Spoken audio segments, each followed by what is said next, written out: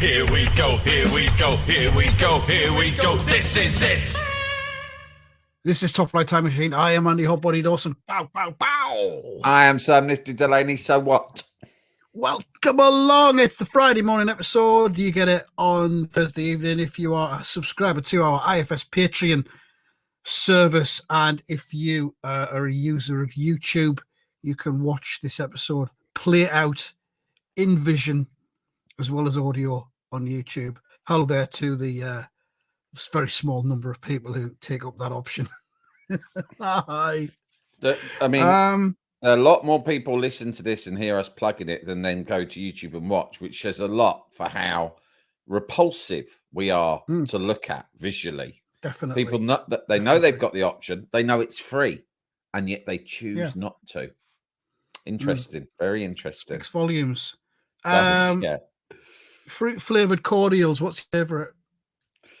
Oh, it's got to be blackcurrant, isn't it? Very good. I was going to go one further and specifically say Ribena. Yeah, Ribena. That's what I meant. I mean, well, I was talking about the other day. I haven't had a Ribena in years. I'll be honest, right? Really? No, I had one about 20 minutes ago. Hence the question. Oh, no wonder you're looking so happy. Because I said to my kids, I said, if we had Ribena, it was a massive treat because that is an expensive brand, right? When you're kids and you got it in a glass bottle with the little blackberries embossed upon the neck. And if we had that, I would make myself a Ribena.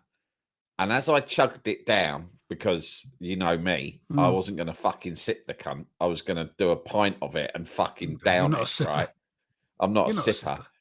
I fuck it. I like to gulp from life's rich goblet. Yeah. Right. And in fact, we'll use that gulping from life's rich goblet. For a podcast or for a t-shirt? For both. And I used to go almost dizzy into a state of euphoria, like when I had a Ribena. It was that good. It's probably one of the reasons why I no longer drink it. Do you keep it? Get back into it. Do you keep it in the house? Like regularly, I big 2-liter bottle of the cordial and just mix it with tap water and a bit of ice now and again.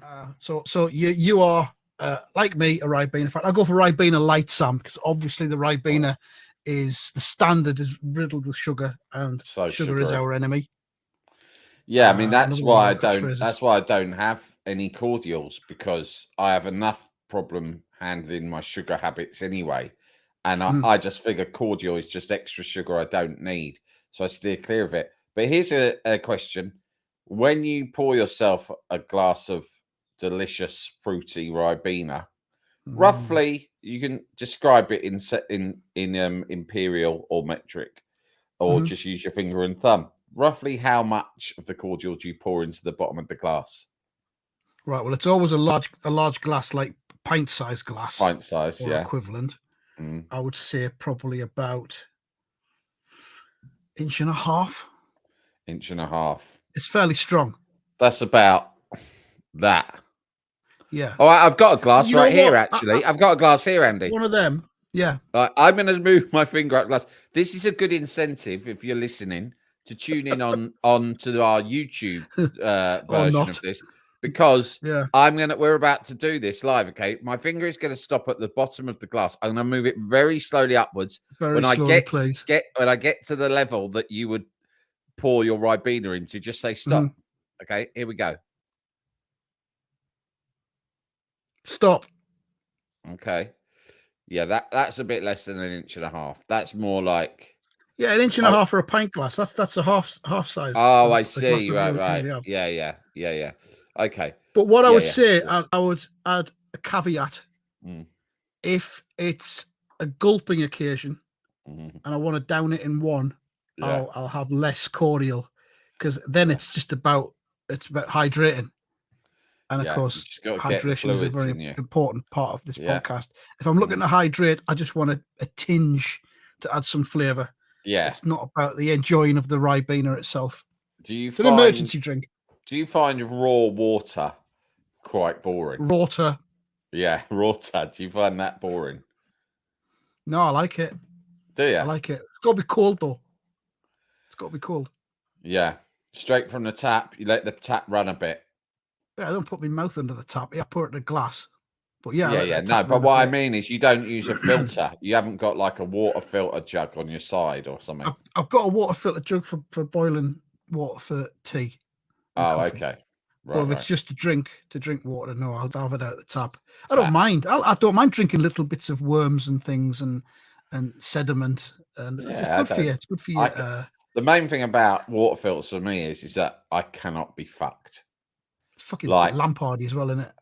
It's like the water, whatever fucking genius invented the tap, right? Which is probably the best thing in your house, the tap. Sir John Tap. We take it for fucking granted. Yeah, or there is some dispute because there was Lord John Fawcett in America, and he says that he devised it, and then Sir John Tapp said he did, and there's a little bit of I heard two versions, but very similar dates as well. The family 61, 62. Yeah, the families are still at war over the patent. But the thing is, the tap is the best thing in the house. We take it for granted. We move in. You never say when you're looking at a new house to buy, you never say to your estate agent, and does it have taps? How many taps it have? You assume it. You assume it. And yet, how privileged and spoiled are we in this world that we live in, right?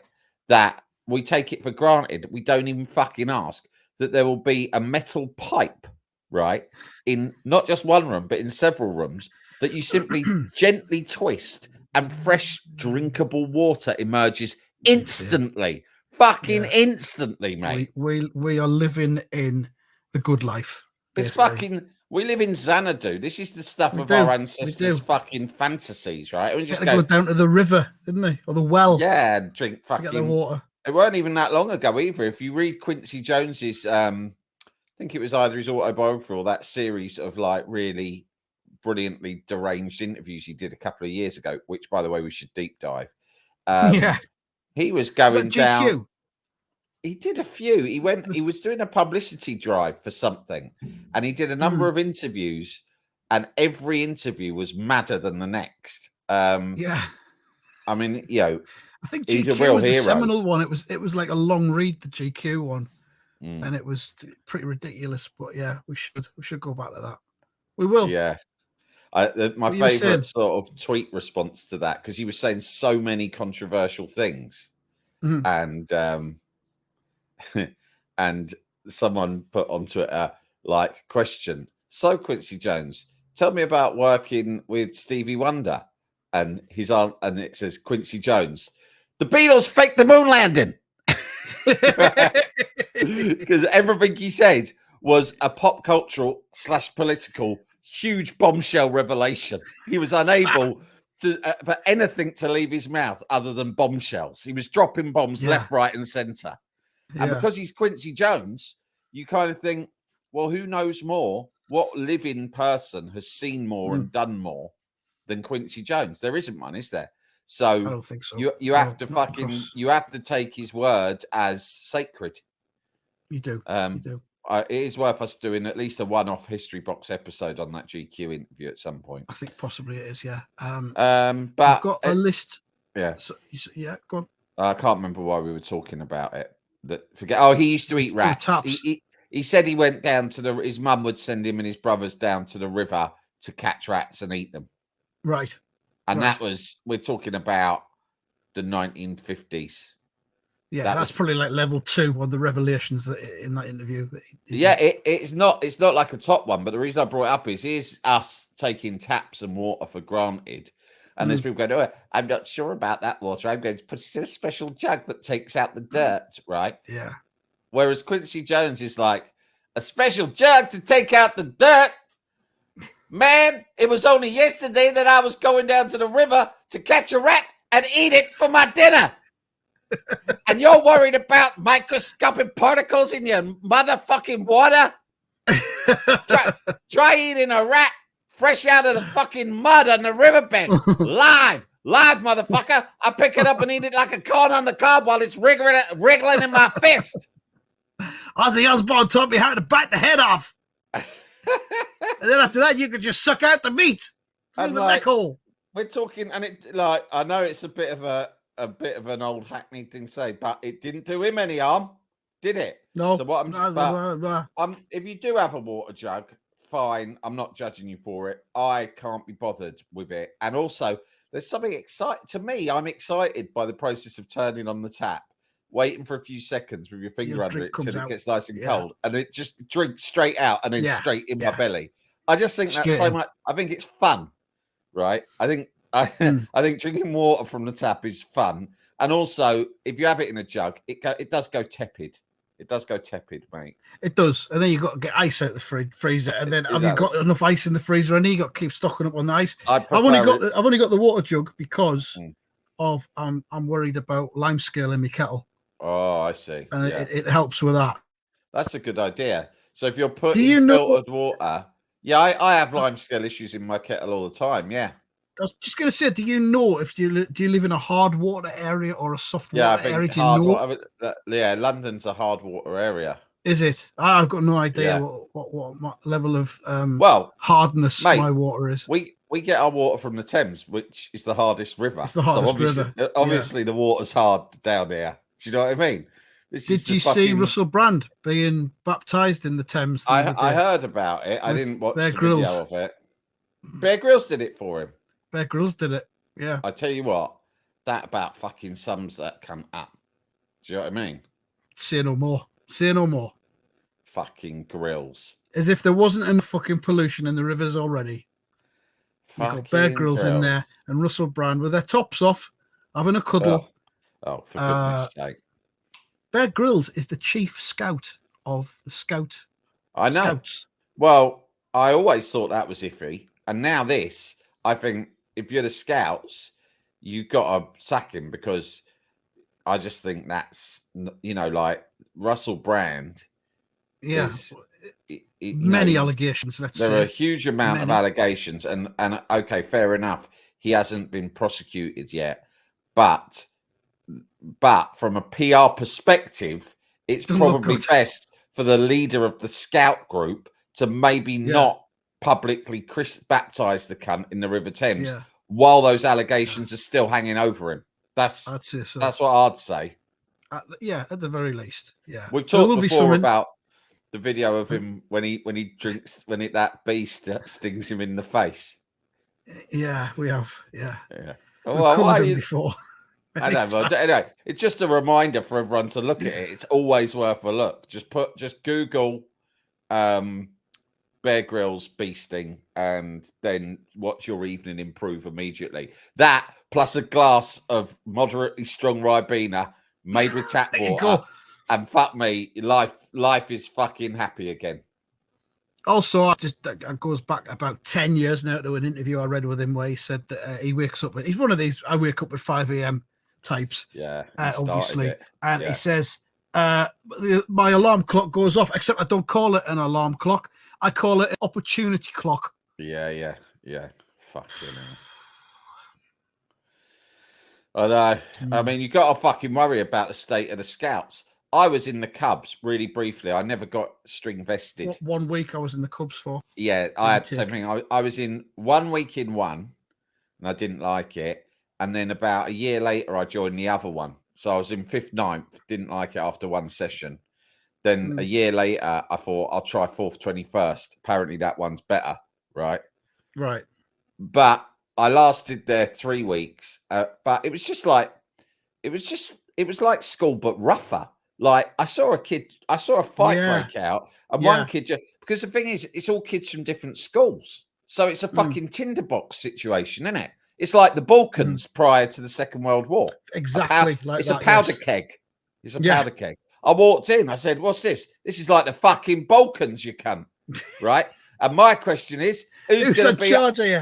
Who the fuck's going to be Archduke Franz Ferdinand in this situation? Because I tell you this, cunts, it ain't going to be me. Not again. Yeah, I saw a kid smashing another kid's head against the fucking stone floor.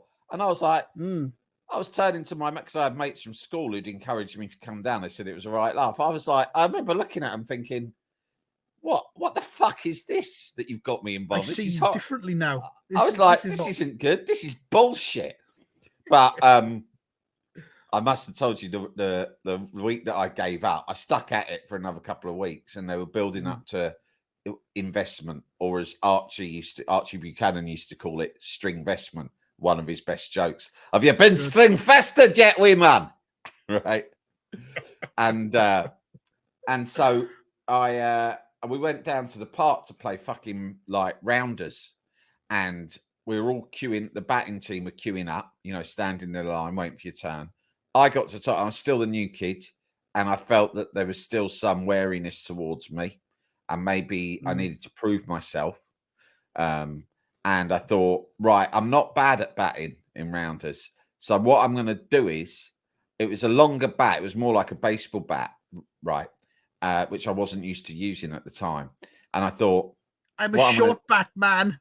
Well, rounders are short bats, aren't they? Short bat Sam. Short bat Sam. And this was more of a longer one. So anyway, I go, okay, I thought, fucking hell, this looks good. And I'm not bad at like batting. So I'm going to fucking smack this one. I'm not holding anything back. Like, everyone's watching. I need to prove myself. I'm still new here. I'm going to smack the cunt out of this fucking ball, right? And then I'm going to get a home run around, right? And they bowled at me, and I fucking swung this bat like an absolute maniac, right? And I'd lost all focus, Andy. I was all like, there's no poise. I mean, you like to play golf sometimes. I assume it's the same thing. You have to breathe and you have to focus. It's like Jedi shit, right? Yeah. You don't just fucking tense your whole body up and try and put every ounce of your like being behind the ball, right? There's more. Now and again, you do that, yeah. And that usually goes wrong, right? Fury, yeah. Rarely so that's what I did in this game of rounders. I swung this bat, and I know this sounds like something that only happens in cartoons, but I swear to God it happened. I swung the bat right round my own head and smacked myself in the back of the head with it. Missed the ball completely. That is a true story. I know it sounds far-fetched, but I'm fucking telling you. Yeah, it really hurt. Yeah. I swung and I lost control of the momentum. I missed the ball, and I was unused to the size and weight of the bat, and it carried on right round, and I whacked myself in the back of the head, and everyone, understandably, was absolutely pissing themselves laughing. And after that, I was like, I had a big lump on the back of my head. My mum came to pick me up that night, and she went, "Oh, how was it this week?" I said, "I just went, I'm never going again." Yeah. And she kind of looked at me, and she knew. She didn't know exactly what had happened, although my mum probably went, "Oh, he's probably fucking done something stupid, like hit himself in the back of the head with a baseball bat, knowing him." Right. And then that was that. She knew not to question it. I just never went back. Too much shame.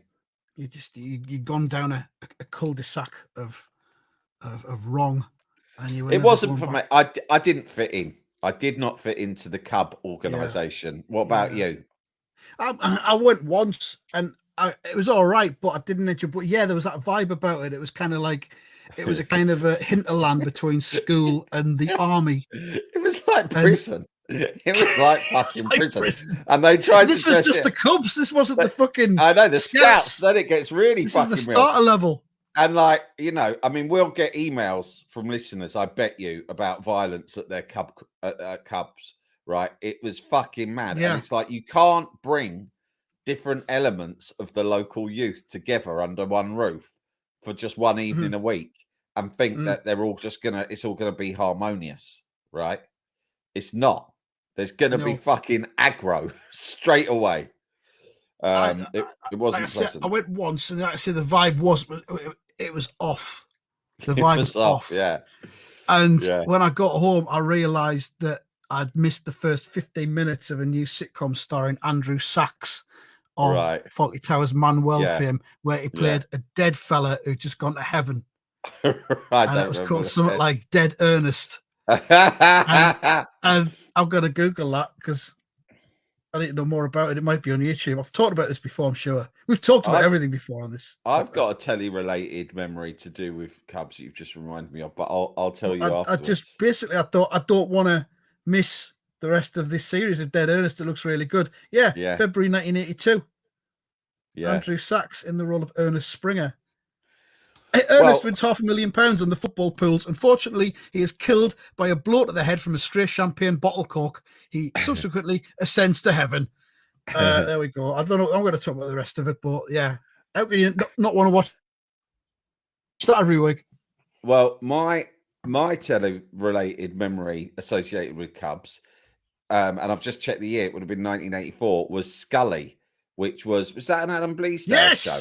Yeah, right. Yes, so there was a huge amount of anticipation in my household for this show, Scully, right? For three obvious reasons. One is we were a left-wing household, right? So Alan Bleasdale spoke to our people, to our family, right? So my mum was like, this is going to be really good, right? Second of all, we're a football household, and we knew that there were going to be Liverpool players playing themselves in it, right? But third, and perhaps most significantly of all, Elvis Costello was playing a cameo. Well, not even a cameo, like a proper role as Scully's brother. Yes, Elvis Costello. And of course, we were in part an Elvis Costello household. Only one of us, of the five people who lived in the house, that was my oldest brother Theo. But he loved Elvis Costello enough for all of us. Like, it was even a fixation. Back then. Yeah. Oh, yeah. I mean, like when did Elvis Costello come out? About 78, Oliver's Army. Is that right? I think that was about when he started. Yeah. Mm-hmm. So that means my brother would have probably been about 12, 13. And from that moment on to this day, he's now in his late 50s. He has been absolutely besotted by Elvis Costello, right? So this was huge. Yeah. And it was probably not a show that I would understand, Scully, but there was such a buzz about it. And it was I think it was a Thursday night, Cubs. And when I came out of 4th 21st the first week, I ran out and I was like, am I in time for Scully? And my mum and Archie Buchanan were waiting. And we got in the car and whizzed back. And whenever I hear that song, which was the theme tune by Elvis Costello, which was Turning the Town Red. Do you remember that was the theme tune? Elvis Costello recorded the theme tune. Turn the Town Red. Put it out as a single as well. Yeah. Reminds me of the Cubs. Reminds me of the Cubs. Amazing. So we've both got Telly Cub memories. It's funny how these things trigger it. And by the way, just a side update on the Elvis Costello 4-decade-long wind up that my brother Dom started on my brother Theo, and the rest of us all have joined in on ever since. I was at a gig with Theo a few weeks ago. We went to see DC Lee, right, at Rough Trade. And we were talking about one thing and another. And I don't know how it came up, but I said to him, it's funny, on Top Flight Time Machine, the listeners even know about Elvis Costello. And he was like, what do you mean? I went, well, they know that like Dom and me and Cass always say Elvis Costello. And he went, oh, that's funny. Strange, isn't it? I said, yeah, it's strange that these family things, and like, some of them are sort of known to the podcast. And he went, yeah. And we were driving. He was driving. And do you know what he said? He just went, I mean, the silly thing is, it's not even funny.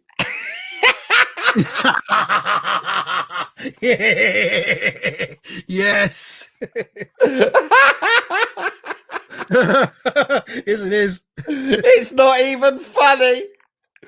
That if an older brother has ever said a more older brother thing to a younger brother, then get in touch and let me know, because I can't think of a more. If you were writing a sitcom about the relationship, a dynamic between an older brother and a younger brother, that line of dialogue would have been rejected for being too obvious. Your joke about Elvis Costello. Thing is, it's not even funny. It's just immature. Well, he didn't say it's immature. He said it wasn't funny. No, infantile. Yeah. That's right. Yeah, infantile. Yeah, but that joke isn't even mine. It's Dom's. And the thing is, in a sense, it's not funny in its pure distilled form. But often a joke is funny because of the reaction it can cause. Yeah. And so, almost by declaring it unfunny, he has, by definition, rendered it extra funny. Yeah, it has. Interesting stuff. We'll change our social media bio to Infantile Podcast, occasional Elvis Costello content. Yeah. I've got a list, Sam, and it's a list of things that we're planning to do on this podcast. Right. And we don't really get through it very much, but near the top is Riddle Friday. Riddle Friday was very brief. I think it could be revived possibly right now if you're interested. Have you got a riddle for me? I had a riddle. I can't fucking find it now. Oh, did I delete the riddle? Never delete a riddle. There it is. Right. What kind of riddle do you want? Do you want a challenging riddle or a clever riddle? A clever one. Clever riddles for adults. Here we go. I have cities, but no houses. I have mountains, but no trees. I have water, but no fish. What am I?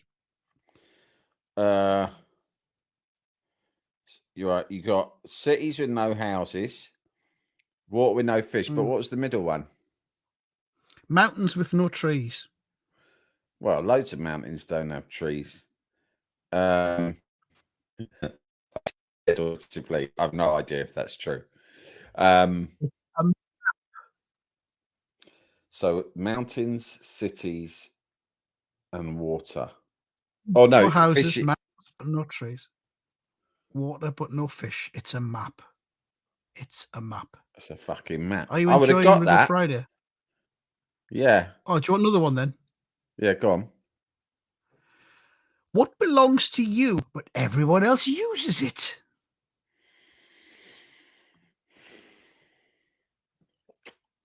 I don't know. My patience. Close. Your name. Of course. Hey, I've got one here, right? This one I've got on a website that's a forum talking about the quiz show 321. Who always had really good riddles. Here's one. That's too hard. You can't give me one of them. I have wheels and a windscreen. You put petrol in, and I can take you on your holiday style with a room for two in the front and two in the back with all your luggage, right?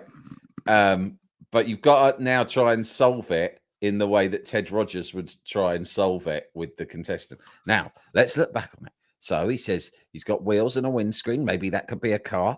You put petrol in. Again, there's a car thing. But of course, we also, in. Could that mean it's not out?